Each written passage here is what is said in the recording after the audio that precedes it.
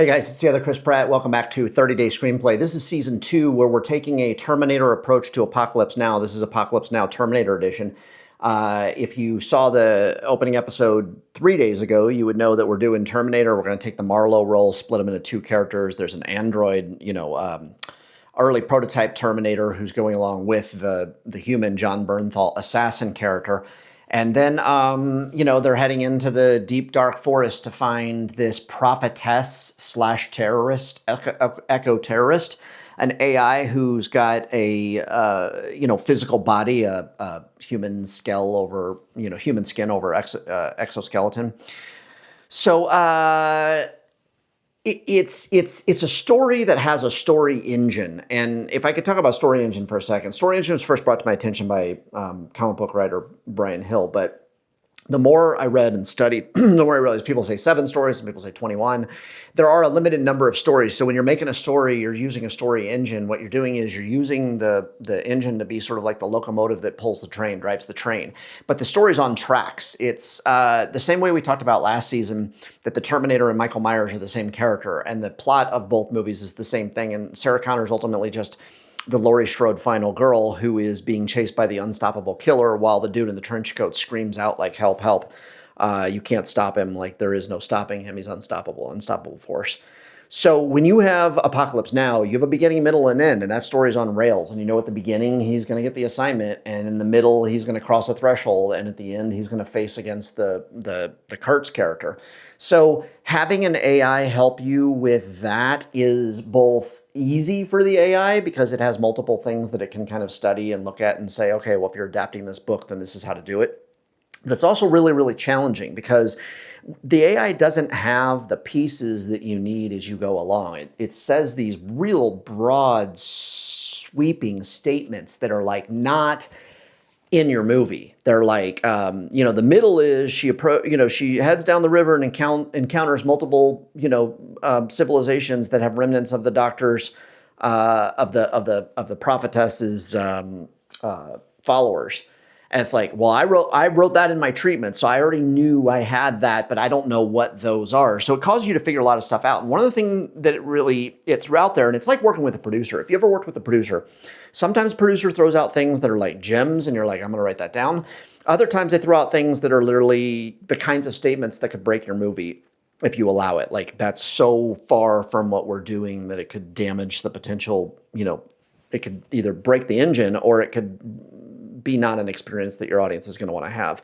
So I think your job as the writer is to kind of know that. If you use ChatGPT or if you use an AI program in that way to have that discussion, I think that's perfectly harmless. I think most writers are opposed to the spitting out of the finished product. I think as long as you're still creating the thing that's in your mind and you're kind of using it to do so, but that's Vince Gilligan said today that he's never touched ChatGPT, nor will he ever unless someone puts a gun to his head. And if you're Vince Gilligan, you get that. You earn that right because you have that body of work that means that you won't have to do that.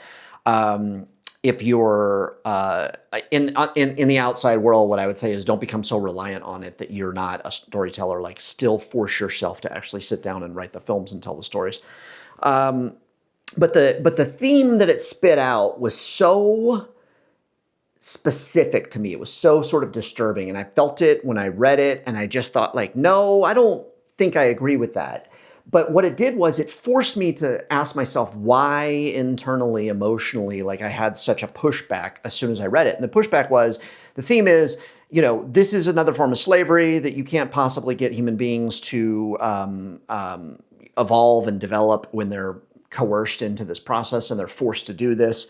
And, this is, another, this drug that the eco-terrorist prophet character is releasing into the world is another manipulative control mechanism by an artificial intelligence. And I was like, yeah, no, I don't know.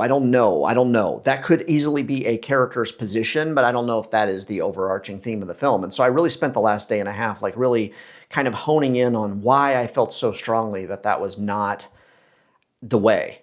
And what I came to was, if that was Bernthal's position, he's like, look, this is slavery and you're introducing a drug to make us supple and compliant and you're calling it empathy, but ultimately you're using it to tear down the socioeconomic financial system and rewire the human brain, rewire the world around it. Yes. Yeah, I could see him having that position. But I really started thinking about the AI, the prophet, she would come back with, what do you think you're doing now? Like, what do you think we have now? Like, what do you think this is now? What do you think the biochemical survival instinct in your brain telling you to load up on fat and salt and sugar because you don't know it's scarce and you don't know when you'll get it again, or to take every advantage you can with a possible partner because reproduction is valuable to carry your genes forward. That same animal primal instinct that's been with us for a million years, that's been honed and learned and developed, that's allowed us to like kind of survive as a species, is being weaponized against us. I mean, and Edward Bernays in the 30s came up with this idea, and Madison Avenue, Don Draper types kind of perfected it and figured out how to create this gap, this hole, this thing inside of us that's insatiable and needs to be filled with more and more and more stuff based on salt and fat and sugar and reproduction, and belonging. I mean, largely on Maslow's pyramid and the idea of belonging. So the AI might argue that we already gave up that power, that we've already outsourced that power, that we've already taught the algorithm how to weaponize that against us and how to turn that into a force multiplier or a pressure mechanism. Social media has run the algorithms to determine that this is how to cause mass conformity, and we're already under the thumb of that. And by the way, the powerful people that understand that and control that and sort of maximize the pressure of that mechanism are the ones that are in control now. So I don't know that the argument that this makes humans less free and that humans are basically giving up their autonomy because they're sort of no longer able to be manipulated, or because they're able to be manipulated this way, it's ludicrous, because that's exactly what's happening now. So I'm not saying she's right. I'm not saying he's wrong. What I'm saying is I think that good thematic work happens when you pick a thing that can easily go either way, and then you show the characters positions on both sides to kind of create that argument. And I think what I don't want to have is I don't want John's righteousness and his opinion in the beginning to be so infallible that he skates through the movie with like a singular, sort of good guy badge because what Prophetess is doing is wrong. I want it to be morally gray. I want it to be complex. I think that the interesting thing about, both Brad Pitt's Ad Astra character and Martin Sheen's, Marlowe character is how much gray area moral complexity and how much of that idea of starting the movie with such a clear black and white, mission parameter becomes grayer and grayer and grayer and grayer until it's just muck. And I think that kind of character work is what's really interesting. And I think that's why I wanted to get the story kind of down, the story engine down, like we know beginning, middle, end, but now it's like, how are we devising that, internal psychological arc for our characters throughout the film? And ultimately this is speaking to the addiction and the loneliness epidemic and the collapse of I personally think that the collapse of capitalism is inevitable. And not because I'm a communist. It's because there are people who are working tirelessly around the clock with machines that are thousands of times, if not millions of times smarter than them, to try and bring an evolution in computing technology that will put somewhere between 20 and 50% of workers on this planet out of work within the next 5 to 10 years. So there isn't really a lot of gray area about whether or not, even if America smashed the data center, which I'm seeing that meme go around a lot more, other countries won't. And eventually someone will make it. And then it will be sort of time to re-envision what the human experience is going to be on Earth. And it's either going to be mass unemployment and riots and scarcity and whatever, or it's going to be something else, something different. So I don't think that, I don't think the things that we're talking about here aren't relevant. I think that they're very relevant. I think they're very timely. The one compliment I get, even when people pass, by the way, big time actors passed on my script. And what she said was, this isn't her movie. This is his movie. And if you have a big time Academy Award winner, she's not taking the second role or the third role. She's not taking a supplemental role to a movie unless it's big ensemble.